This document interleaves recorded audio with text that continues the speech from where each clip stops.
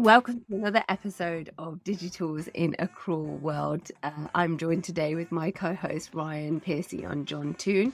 You are joining us at a time where we are reflecting on AML practices across the industry, and we're going to cover some app news, an array of app news from the best accounting tech that we have spotted in the landscape for the last couple of weeks, who have had some updates.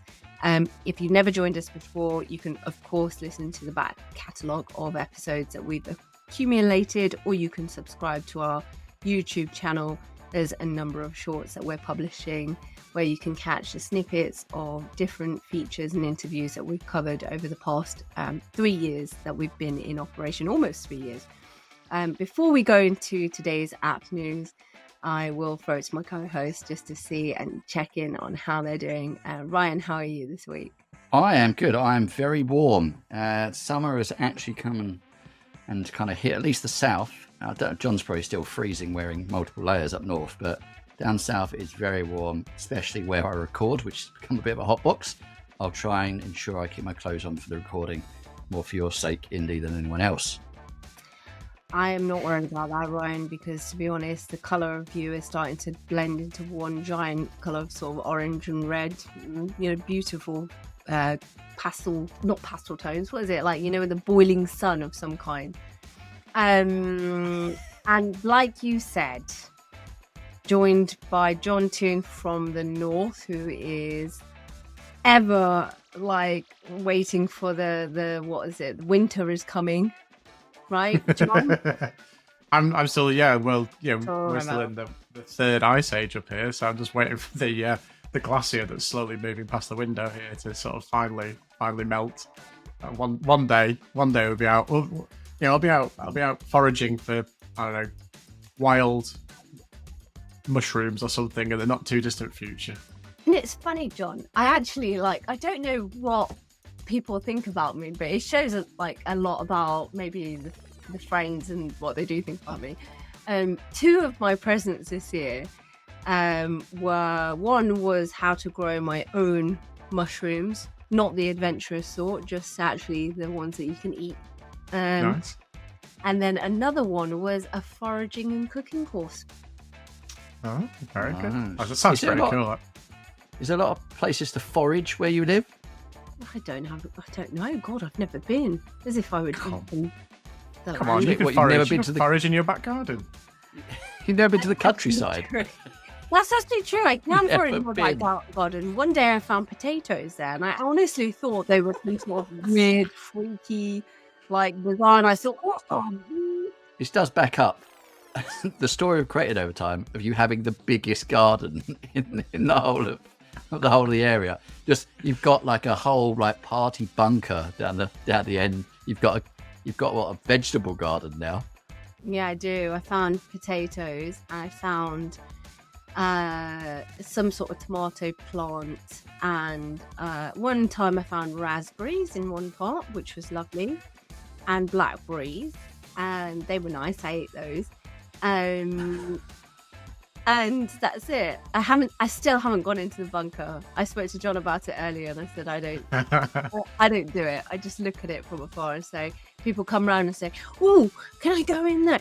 Yeah, knock your boots, show your boots, knock yourself out. But as soon as you've got in, leave, because I just don't want your evil energy polluting me. Your aura, yeah. Intuit have announced that they're laying off 1,800 employees as a consequence of their strategic shift towards AI and trying to develop that across their platform. But I think, whilst this is incredibly bad news for those employees, and I think it represents around about 10% of their global workforce, is that there's been some horrific stories around this, insofar as I think something like 1,050 of the employees were basically deemed to have not met their requirements of their internal review process. And so they were effectively just being given the heave-ho. And ironically, they're also then going to be recruiting almost an equivalent number of people who have expertise in AI, whether it's engineering, development, et cetera, et cetera. And yeah, I think this has not gone down particularly well, because number one, an organization like Intuit can surely help to kind of like repurpose and retrain some of those staff to maybe take on some of those roles. And number two is like, I think the news of this has just not gone down particularly well at all, particularly in the US market, where I guess they'll have the biggest impact from a numbers point of view. But I guess that just reflects US employment policy as well, in general. Is this the beginning of the machine uprising, John? The machines are taking our jobs. Well, maybe. Although the irony is that, like I said, they're getting rid of 1,800 people and about to recruit 800 people. That's the plan, at least. And they said it's not about saving money, which I guess is probably right, because if they're going to be employing people with AI skills, they will attract a premium, package. So it's going to cost them more money. But I just don't understand, why an organization like Intuit can't at least say to the 450 people, the 650 people that managed to pass the assessments and grades to potentially retrain them. I think it's just a different animal now. It's made so many acquisitions over the last 2 years that you inevitably have a workforce that is so mixed in skill level, and technology has improved over the last 2 years dramatically. With the number of acquisitions that we're talking about, when you look at back over their 2-year history, a lot of those probably have roles that no longer fit the bill when you look at synergies across the group. So it seems fairly logical for them to make that level of cuts or redundancies. Rumor has it that Dext is also making a series of redundancies, or has at least made those over the last few weeks as well. Again, an incredible success story who is implementing, and Dext have been implementing new technology over the past year, and they've made a lot of gains in that space. So we'll keep our eyes peeled on this one. We know of a few people that have already exited the business in prominent roles, and I guess we will see how that comes through the wash on Dext. Yeah, I think the infamous Glenn Foster, who has been on our podcast, has moved on. We wish him well in wherever he is now. Well, I've got something from Dext that is not regarding redundancies, but about new developments. And this is something that keeps coming, fast and furious from them. You've got to recognise the pioneering nature of their relatively new CTO. So at the end of June, early July, they announced some of their recent releases. We've discussed all those in the past. I'm not going to focus on those. What I'm going to focus on is they have stated what is coming in the near future. One of those being their mileage tracking functionality. So the ability to record a trip automatically and have it go through. Presently you have to use TripCatcher and have that integrated in if you want to be able to log places between different geographical stops and it work out what your mileage should be. They've got approval workflow functionality coming in, maybe to try and compete with the releases that Approval Max had regarding capture that was announced at XeroCon. And they've got supplier statement extraction and verification functionality, which is always a feature that they lacked compared to some of their competitors, such as auto entry in the marketplace. So hopefully that they're all going to come, over the summer period rather than just announcements, and we have to wait to 2025. And something altogether quite different, actually. Allica Bank were named by the Times as one of the fastest growing companies, or one of its fastest growing companies in Britain in the annual list they publish of 100 companies across the UK. So the annual growth rate is showing us around 537%. And this is something that we've seen tracked over the previous year. Allica have won an array of awards across a number of different industries in terms of lending and asset-backed lending, commercial brokerage, all different types of awards in that space. So they have done yet another clean sweep of awards, and in particular with the Times that it seems like they've got the right kind of secret sauce where it comes to the culture of the place and the people, the Allicans, who again seem to be on a mission to fast track themselves towards IPO, or certainly that's the way it sort of seems like they're going, because it's a bank that has built itself a handsome enough customer base off the back of a series of different loan books. I know that there's a few others that are upcoming in this space that are trying to do a similar thing and receive banking licenses recently. So Allica has obviously had the jump, and they've been making significant gains, in particular with the accountants in our space as well. So well done to them. Yeah, good on them. And they've got an amazing brand with the orange hat and briefcase guy. Speaking of orange hats, if you are looking at this little video now, I'm pointing at the one in my background. Speaking of briefcase, that is a recent announcement from a company trying to compete against Genesis, who are, I guess, probably the biggest name recently at the events such as Digital Accountancy Show, where they completely stacked out their demonstration of what their software could be. They've created a lot of buzz. Briefcase has now launched, basically selling the same thing.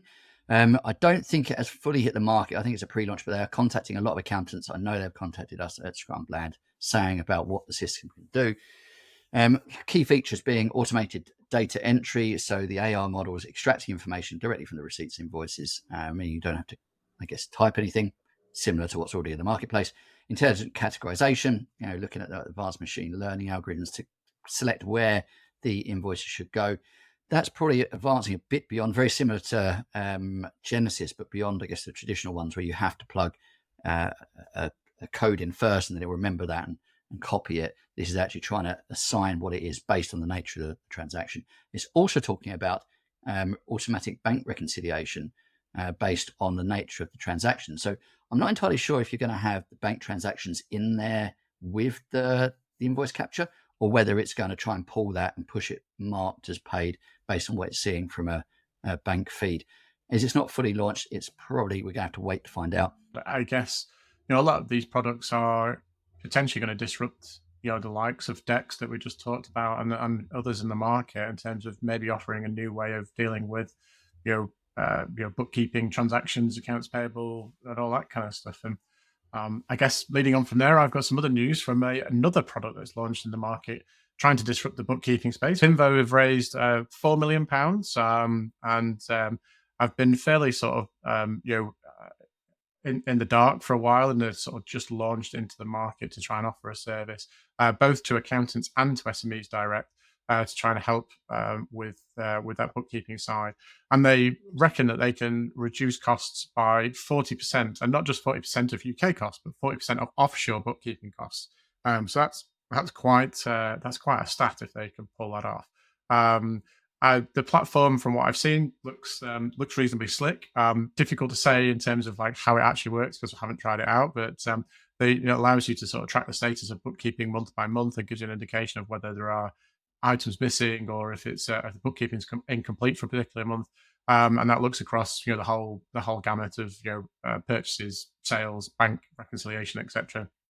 And it also provides some snapshot information around performance and other bits and pieces, as well as the usual stuff that you would expect, like elements of OCR and being able to assign tasks. Whether this is going to be hugely disruptive, difficult to say. The customers they appear to have on the website are relatively small firms and small practices. They only integrate with Xero at the moment. They're looking to integrate with QuickBooks in the not too distant future. But I guess it's one to watch and maybe to see how they break into the market and challenge some of the others. Cone has launched its practice proposal and billing tools. They have designed the software to automate engagement letters, quote, and billing and payment processes.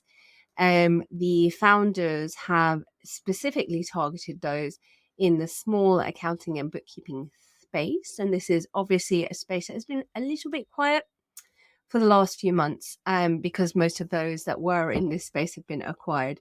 The platform offers two-way integration with accounting software such as QuickBooks Online, Xero, and Zoho Books. And any firm can bring their existing payment gateway integration from Stripe or go cardless into the software to streamline payments. There's also things like customizable engagement letters. You need to pay a little bit extra if you want to remove the Cone logo from the emails.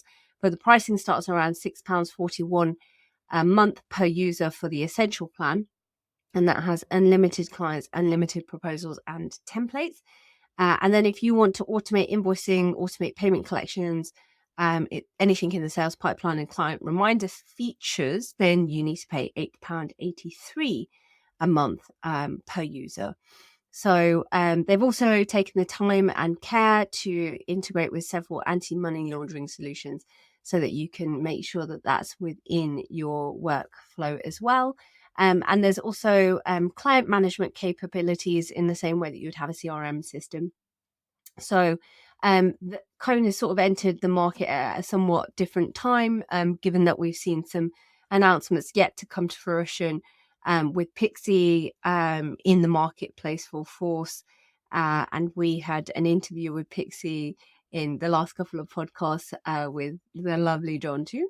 So yes, it is an unusual time for practice management softwares, and we've obviously seen that there have been some changes afoot with Ignition and with and we've not really heard much more from some of the other softwares that were acquired, like Go Proposal and Accountancy Manager. And then recently we've heard a lot more from Client Engager in the space, who seem to be picking up some steam. Yeah, plus the likes of FYI that have recently started to move into this space from document management.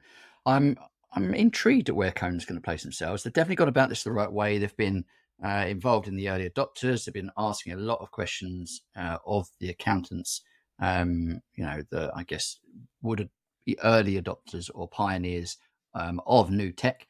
So I think they've got a good chance. They've got a good chance of making this a big success. Timing is everything, isn't it? I've got something from FreeAgent. They have launched a integrations directory, otherwise known as a marketplace, to list all of their integrations so that you can pick and choose. There's a few that you can actually integrate directly from the directory, such as Amazon, GoCarless, and Shopify. The launch comes with, I believe, 60 integrations listed, categorized by those that do accounts and tax filing, banking and bank feeds, although that's heavily dominated by NatWest, as you'd expect. And then you've got like some carbon management, credit control, CRM stuff, and the normal things you'd expect, such as data entry and reporting and forecasting. So there's quite a plethora of integrations out there. Obviously, it's nowhere near the more than 1,200 that sit on the Xero App Store, but you could argue that that's become so big now it's lost its value. Definitely something that is harder to navigate with so much choice. So the fact they've got a smaller selection, maybe that will play a benefit for FreeAgent, and they can pick and choose what works well with their platform. I've got a bumper update from Xero because they released a ton of stuff earlier in the month, and so this is going to take me a little while to battle through. But they have released a whole bunch of things to the mobile app, and one of the nice, neat features, which I've actually used as well recently, is the ability to be able to void or delete invoices from the mobile app. So previously, you could only do that from the browser if you wanted to use that functionality. They've also improved the way that you can change the customization about getting paid, so you can toggle on and off different payment providers a little bit easier. Again, you used to have to sort of like dive into the settings to kind of switch some of those things on and off. So this made it a little bit quicker to do. And another quite neat feature, which I used to find quite painful, is like if you had notes in various parts of the report templates, if you had empty blocks of notes which weren't being used, they would just be present in the report format before you then had to go through and kind of tailor them all out. So now you can just remove that automatically as a consequence of this update, which is a great idea. One of the other quite neat ideas as well is the ability to edit and adjust items in the product or services list from that page. So when you're looking at it, you no longer have to click through into an item to make adjustments. You can actually hit the three-button, what do they call it? The burger menu, isn't that? That's the right phrase, isn't it? The three dots on the right-hand side, and you've got the ability to make those changes there. And then also, and this will be an interesting one, because the new invoicing that was rolled out, it was incredibly contentious because there were a lot of capabilities in the old invoicing that weren't there. And they've now rolled some of those into the new version. So things like more detailed audit trail, also the ability to send an invoice to a contact group. So you weren't able to do that with new invoicing. So you had to go and send invoices to multiple entities, all within the same group at a time, which is a pain. and the ability to copy an invoice and the contact over to another draft invoice. Again, a time-saving feature that was in the old invoicing style and not the new one. And then they've also added a couple of new little features in terms of being able to see things side by side. So you've got a little bit of a closer view of things. And you can also CC and BCC new people into that. And then some UK specific things. We have the ability to update some of the chart of accounts for specific R&D schemes, which are relevant to UK companies. And I think we covered this before, but you can change leave periods in Xero Payroll, and you can also make the onboarding of new payroll into Xero a little bit easier by entering some of the data a little bit more easily from an FPS rather than manually, which is what you had to do before. Well, no one's going to need to go on a Xero update now, John, because you've managed to cover everything in about, 3 minutes? I think you managed to do that in, so very impressive. And from BrightPay, we have an employee self-service request now available in their cloud product. So you've got the BrightPay Managers portal, where you can handle requests from employees for different forms of leave. It's fairly straightforward in terms of the functionality. If you're a manager, then you can grant leave. You can have an exchange with your employee for additional information on leave requests. And you've also got a dashboard. You can see all the stuff, the calendar, the requests. And there's, again, for the employees, you have a section that you can request for the different types of leave and go into the history. And you can change things like your address and emergency contact details, etc. So it's fairly straightforward, but it's a great little announcement. And it's a good addition to what they're already doing in the BrightPay Cloud platform. Yeah, and if you were familiar with BrightPay Connect, essentially this is very similar functionality, but allows employees and managers to make comments directly inside it. So if you're making a request, you can add a comment, and then the manager can reply saying, "No way, you're getting that leave," or "Yes, it's brilliant. You deserve a rest. You've been working so hard." The weird thing that it's going to do is trigger an email notification going out, which I guess if you're trying to encourage people to interact in the portal, that is, I guess, going back to those that are more traditional and don't log in the portal all the time, but need to know and follow a link to respond. One of the other things that we picked up as well is that a business called Adsum, who are a Fintech VAT refund specialist, they have developed a product called OpenTax, which they think is going to be appealing to agents in particular to help them navigate the horrible mess that is HMRC systems, particularly when it comes to trying to get information through the agent service accounts, the various agent accounts that we have, and also the fact that quite often, particularly around things like personal taxes, is that you can't see in the agent services account or equivalent what sort of the breakdown of a particular client's liabilities are in the same way that you can through their own personal login. And so they've done some research which suggested that 58% of agents occasionally sign into their clients' online accounts. I can't believe it's only occasional. I'd love to know what their definition of that is, with 16% doing so frequently, and basically highlighting the fact that it's a real challenge. So they brought out this new feature, this dashboard, effectively, that allows you to connect in currently to the VAT part of HMRC, but they're intending to connect to other taxes, and it will allow you to surface more information. Now, I must admit, from what I've seen of the few screenshots and things, I can't say that what they've built so far is that much different from what the likes of Xero have got with their sort of VAT page in Xero HQ, because it shows basically a list of clients, the VAT return due dates, the submission dates, the VAT amounts that were due or not, and what was paid, and whether or not it's been paid. So I think this is a bit of a work in progress, and I think maybe there'll be more value when they start to add some of the other taxes to this. So if you're interested in using this, you can reach out to the team. It's portal@adsum-works.com to get involved in the beta. Let's see if it fixes the problems, because I don't think HMRC are going to make their access easier at any point soon. They're basically saying that we, from their platform, will be able to connect into the agent service account, bring down information. We'll be able to invite our clients in to connect from their side, bring down information. And so we'll be able to layer over stuff that we can see with what they can see to create a more holistic view. Is that essentially what the system is doing? I think that's what they're trying to do, but it's not. I mean, it's not very clear in the press release how they're manifesting this in terms of, clearly as an agent, we can connect to our accounts and pull up information. But I'm assuming that they must also need access to clients' own HMRC accounts or gov.uk gateway accounts to to do the same. And I'm not quite sure how you facilitate that, how you do that, and how you manage the security protocols and everything else. So I think it's unclear. I don't know the answer to your question, basically. Yeah, because I think if that is what they're doing, it is solving a big problem. But I am very nervous about the security angle of that, and I would want to be very careful about how I trial that with some clients before, I guess, pushing it to everyone. Make sure that the data that is being surfaced, the client has a lot of control over turning off, rather than it's collected once, we can see it forever, because clients move on and they forget. And so you'll be sharing information with your old accountant you wouldn't necessarily be wanting to do.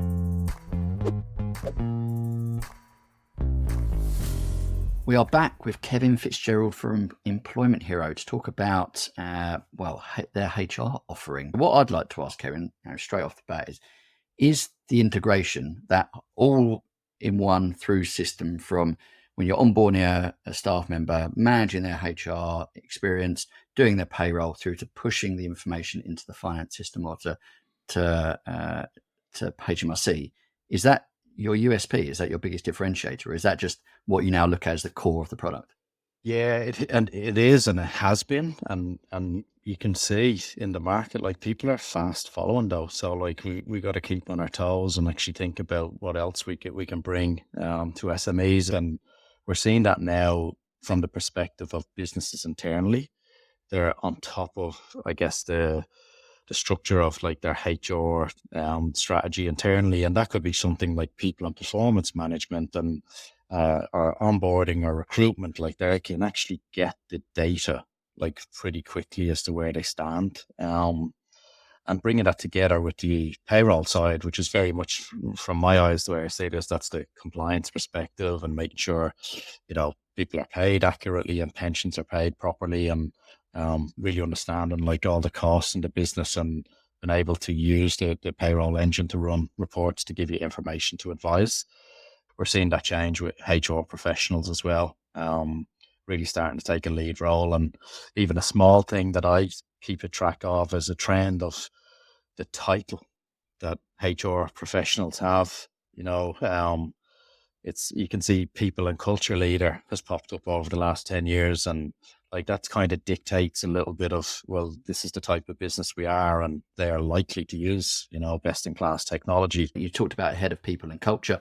We're starting to see that in the accounting sector, as well as, other sectors out there. But those very mechanical industries probably don't benefit as much from the employee engagement. You're not trying to get as much out of your employees, which may be, me dumbing it down, but that's my experience of working in the space.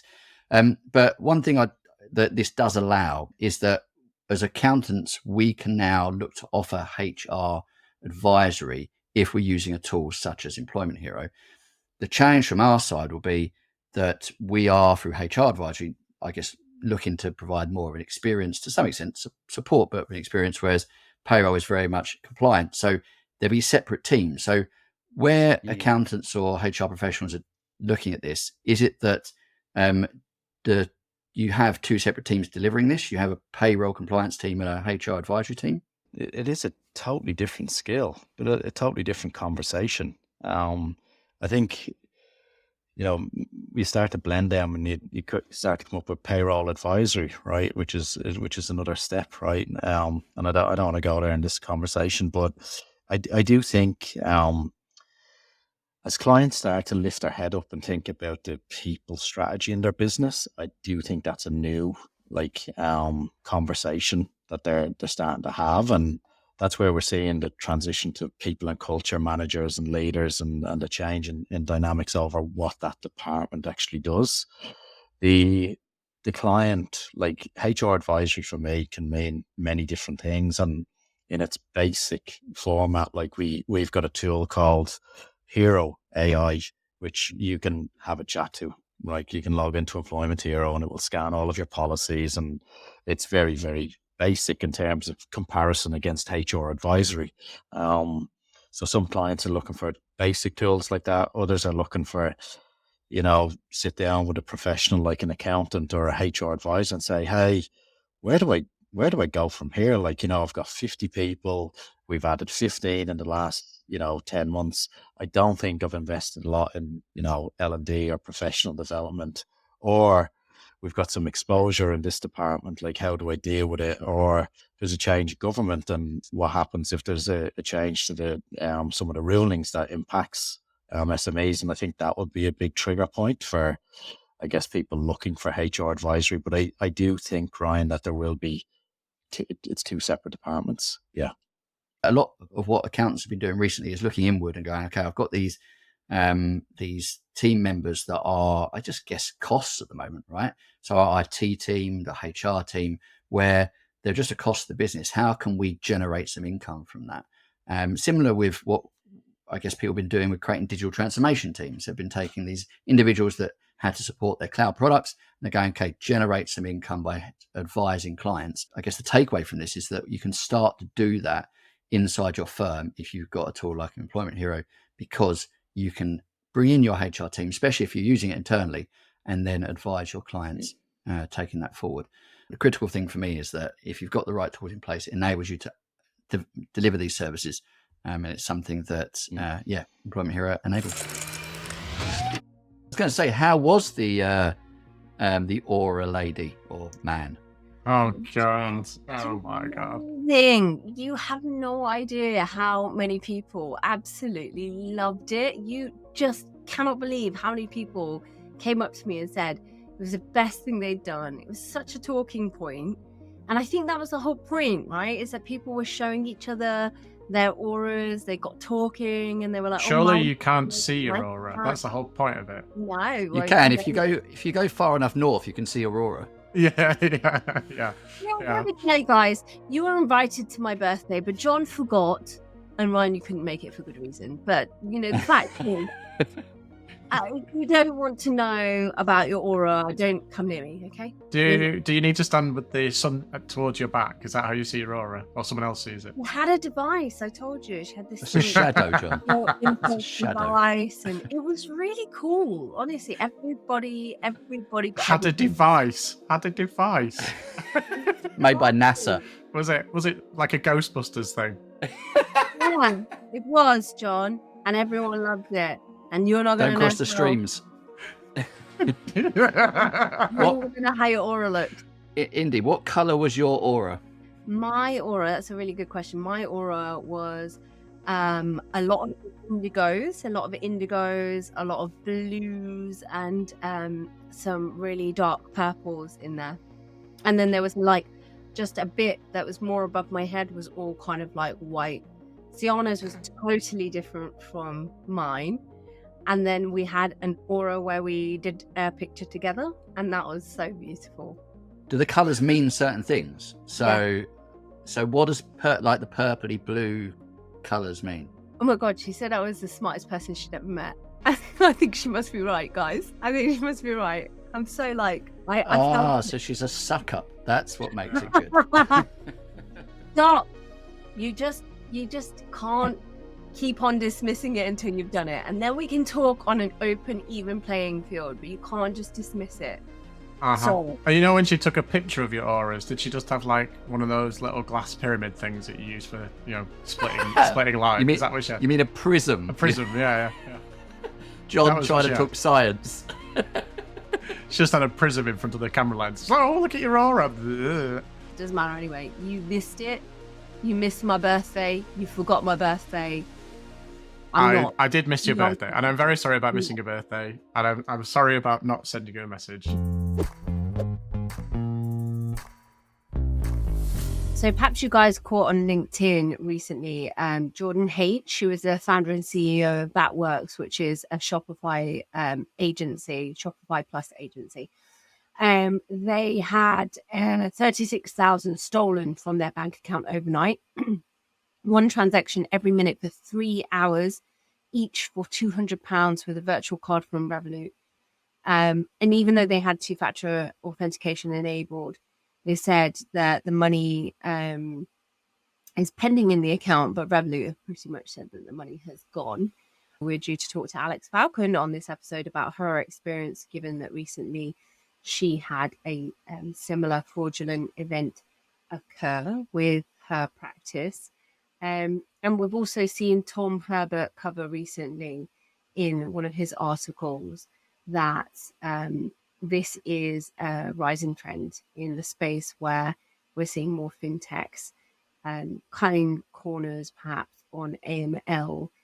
Guys, just a discussion point for this podcast, given that accountants kind of straddle AML, KYC, KYB, and it's kind of an area that you need to both be aware of, have your own processes to do with, but then you also have to rely upon these different technologies that need to do their duty as well. So what's your perspectives on that? We do have to get very involved from an AML perspective. And I know of accounting firms that have been pulled up on this and had to do a lot of additional work at their own cost to rectify, I guess, some poor AML practices or lax AML practices.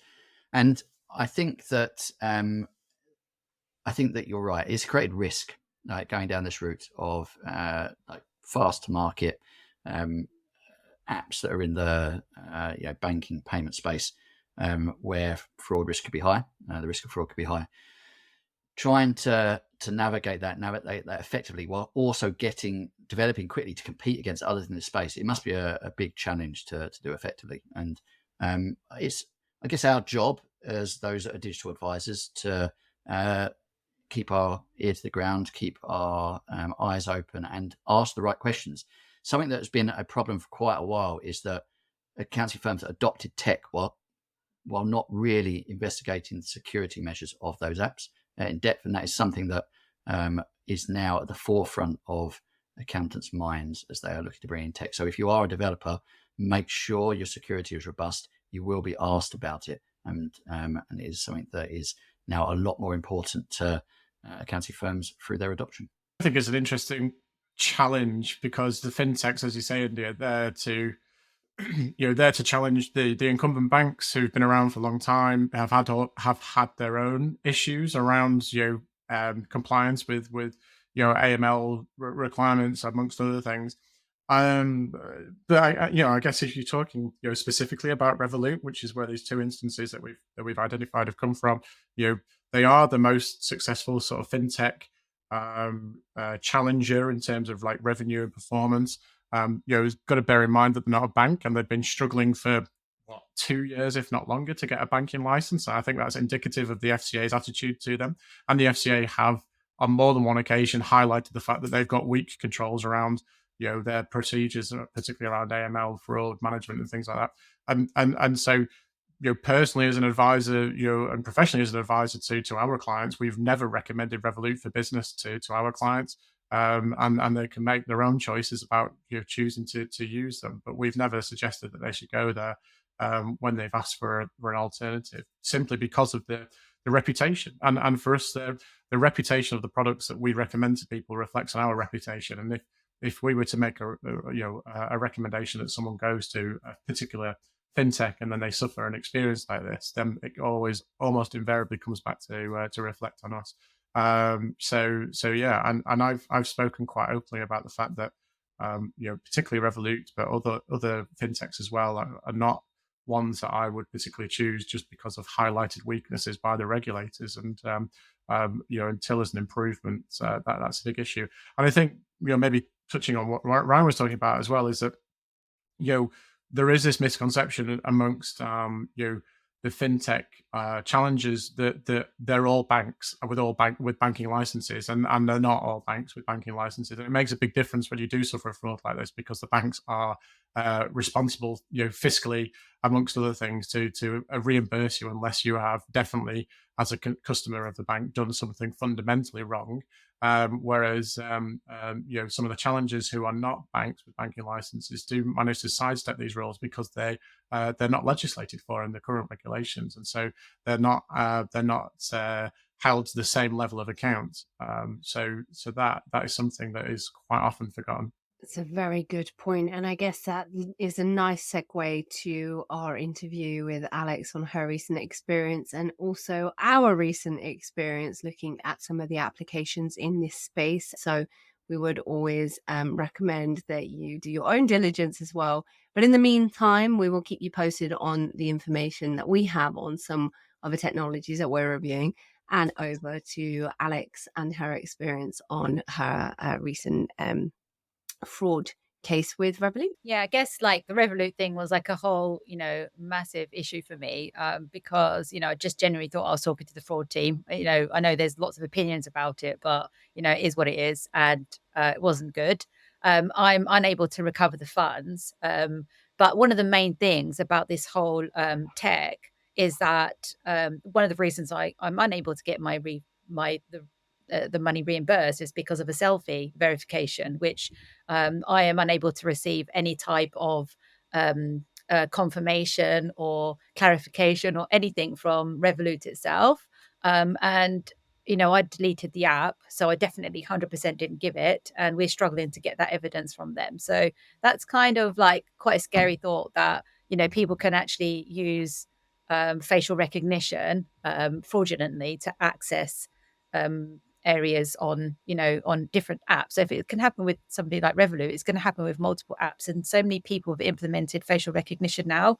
And so if that's an area where they're saying to me, I can't get the funds back, which was like £53,000, then, it's quite scary and worrying.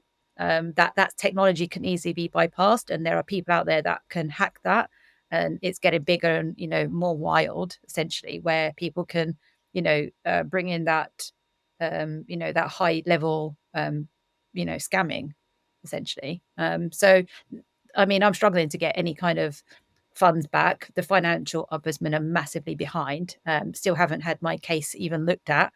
And I do believe, it's going, to like 50 million in terms of fraud. So it is a quite, it is scaling quite large. So I don't know how how that's going to be improved. One of the things that plays into this factor is like there is a human element of it, aside from the technology, in terms of these fraudsters are able to, prey on the, I guess the trust, as you kind of mentioned, in terms of you thought you were talking to their fraud team, and as it happens, it wasn't their fraud, there wasn't their sort of anti-fraud team that you were talking to. But you've been very proactive in terms of like getting some press coverage on this. I know you've got other things going on, so maybe can you just sort of touch on that, and do you think that's enough to kind of either prevent apps from having these loopholes, and also to maybe encourage people to be a little bit more cautious? Yeah, I guess loads of people essentially don't want to share, like they're embarrassed or shamed, or it's quite it's not a nice thing to happen, but somebody actually needs to be able to share this and show that it does happen, and it can happen, and it happened quite easily. So from this, I've been fortunate where Panorama, BBC, Rip Off Britain, which as well, they've all been in touch because I was happy to share my story. But it's really getting the word out there and stopping it from happening to other people. So it is awareness, and the fact that I have shared my story and been proactive about it. It is making people aware, and that's my goal. My goal ultimately is to say, right, you've got these apps in place, and you need to be, really, really careful, because it can happen to anybody. People have been in touch with me. They want to remain anonymous, and they're talking to me about their story, and I'm talking to them about what happened to me. And, it's somebody has to be able to share that, to say, look, you guys need to be careful, because the technology and the cybercrime is like quite big, and it's like going into like millions and millions of pounds. It's not just small values. What are the next steps? Because I know you've got a backstory when it comes to AML. I also know that you're working with AML providers in the market as well. So you're well embedded in terms of like a wealth of experience, but also being able to see what is sort of the required standard, if you like, for our profession at least. Yeah, I guess, it is definitely like a strong area where we have to take care of ourselves and our business when it comes to AML. And we also need to make sure that we've got the right, the right processes in place when it comes to AML, because we are essentially protecting ourselves. And one of the things that happened to me when I first got qualified was that somebody used my details and said I was their accountant, and I did end up going to court. And I was pretty scared because I thought I was going to end up in prison at that time, even though I had nothing to do with it. But in the end, those guys did actually, admit that they were being fraudulent. But, people can use your name. People can, do things that you're not fully aware of. And so when I set up my practice, it made me even more compliant to make sure, right, I just want to double check and make sure that I have everything in place. And as you said, like I work with a company in the space who look after and take care of all my AML, but that's because I know that they've got all the right policies and processes and procedures in place. Being ACCA qualified as well, I have the backing and the support of ACCA, where they give us like a rigorous, massive checklist that we have to follow and risk assessment to make sure that we follow the guidelines, and we do everything we can to protect ourselves as accountants, but also to make sure that the people that we work with are genuine and who they say they are, and they have genuine business activity. But you can't track everything. Like, we're not the police. We're not there to police everything, but we have to do what's right for ourselves and for our clients.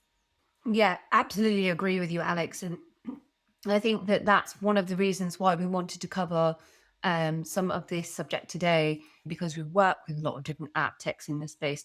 One of the apps that we worked with, although it seems that at least the issues have been resolved in the period of the last few weeks, it was something on that same similar vein of around ID verification checking and being able to be sure that the person being associated in the company is actually the same person making the payment. In this particular case, our experience was that there was something that fell short of being able to physically check that the person was the person who had then made the payment at the point where you're setting up the account. Now, I think that this is not the first time I've come across this, given that my day job. The day job is in banking technology. And in this particular case, we did flag this as something that perhaps was not in our wheelhouse to evaluate. But when we did check it with regulatory experts, they did describe that the process was, I mean, this is inverted commas, dodgy as hell, which means that it's not quite meeting the standard. And it puts us in a difficult position as people that run this sort of podcast for app techs. But we want to make sure that the ones that we're recommending really have the ironclad standard that is required for AML.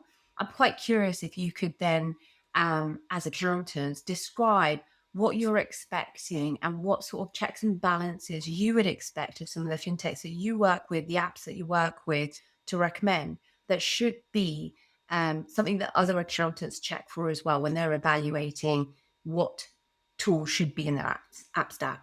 Yeah, sure. I guess when we look at apps and different, we look at the regulatory side and compliance side, and AML is definitely up there, and one of those. It's the same with when we do like accounts production and VAT and all those types of things. Like, we need to make sure that whichever software we go with are compliant, and they are abiding by company law, tax law, VAT law, and everything across the board, because essentially we are regulated as qualified accountants who have a practicing certificate.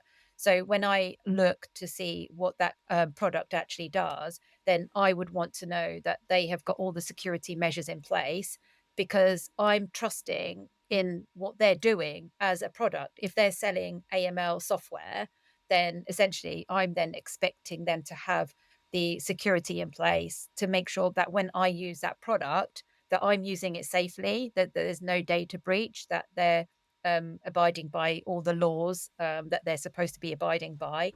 Because essentially, when I put that data in there, that data is supposed to be safe and that data is supposed to be protected. And so I would want to know that they have got all of those checks in place for me to be able to use that product safely. And that applies to multiple products because we, as accountants, okay, we have confidential data, not just IDs, but also financial information as well. And on a number of occasions in the past, my clients do say to me, "What products do you use, and is it safe?" And in some cases, they've said to me, "We know that product isn't safe. Please do not use it." So I've had to move away from it. You make a good point there, Alex, as well. Is like, there's so much regulation around, isn't there, for accountants, and so much regulation around for financial services businesses. But I think that accountants, when they're assessing vendors to use, whether it's banking products, whether it's other accounting products and things, I think actually we really struggle, don't we, to kind of really get to the nuts and bolts of what compliance requirements are there. Are they ticking the boxes then from a compliance point of view? And it's not just the AML regs, but there's GDPR and data protection rules. There's a whole bunch of other things, and you rightly mentioned that we have to make sure that we keep our client data safe and secure and confidential. So I think there's a role for regulators to play a more proactive position in this, and not just maybe people like the FCA, but also ICAW, ACCA, the regulatory bodies that we're all part of, to provide more guidance, but also to provide more scrutiny around things. And you were a victim of Revolut, as a consequence of what happened there, and they've very publicly struggled to get a banking license, and it's very recently just been granted. But I think they were 3 or 4 years into a process of applying for that. So in theory, you would hope that they have got a whole bunch of new processes and systems in place to minimize the risk of what you went through even more. But also they will now, as a bank with a banking license, have much more requirement from their point of view to financially compensate customers, which wasn't the position that you found yourself in, unfortunately.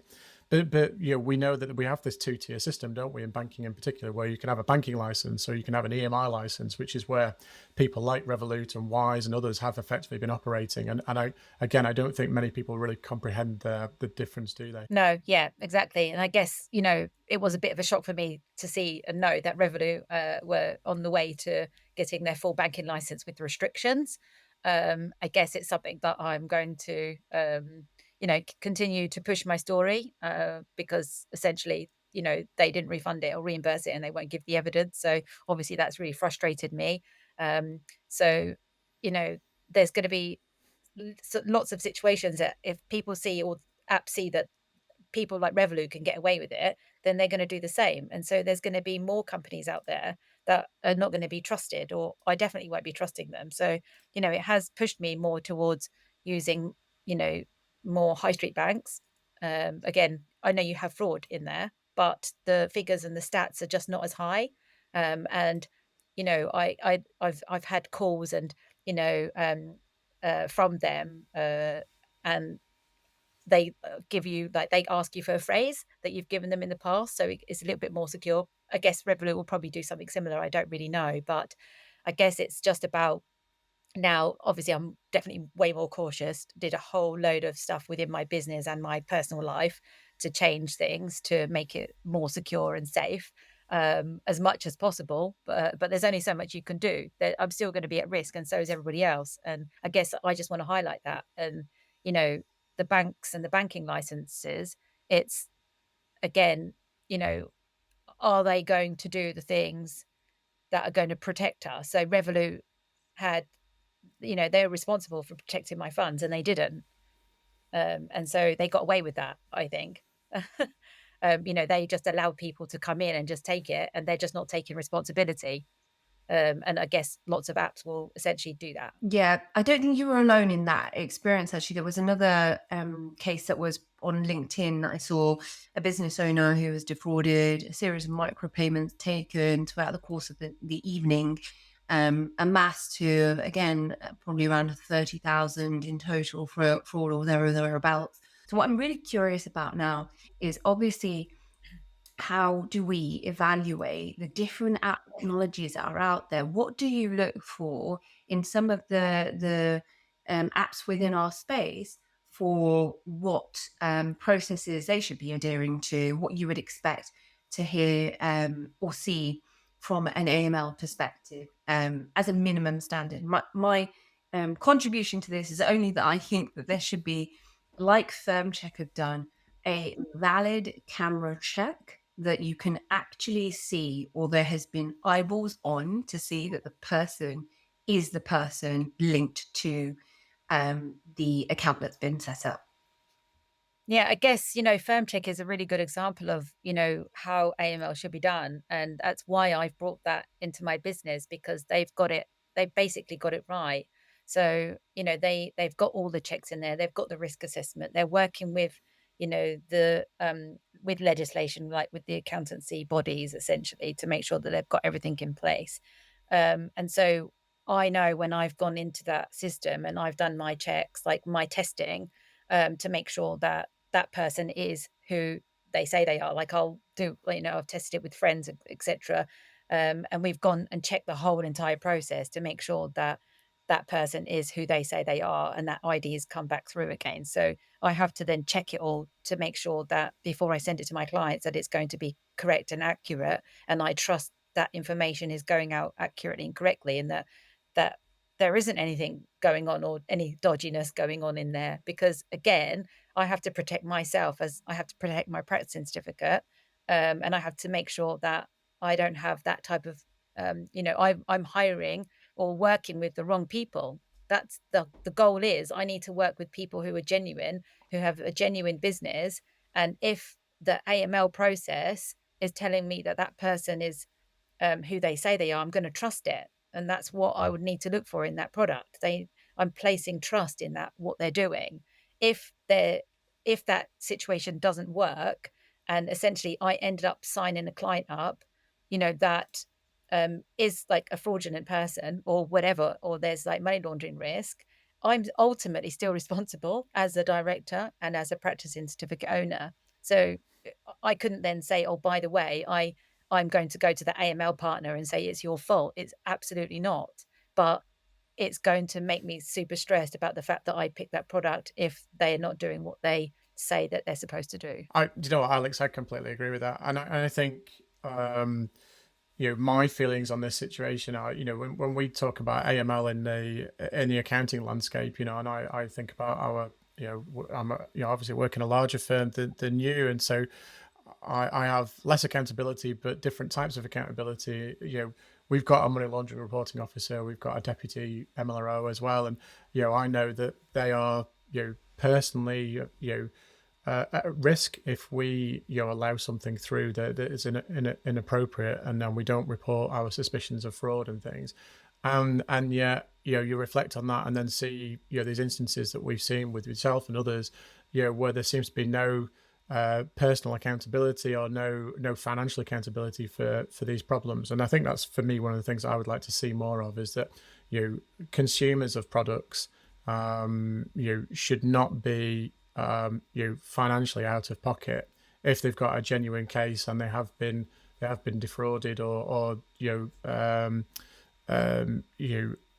put in a position where they thought they were doing the right thing, but ultimately it was found that they were being misled.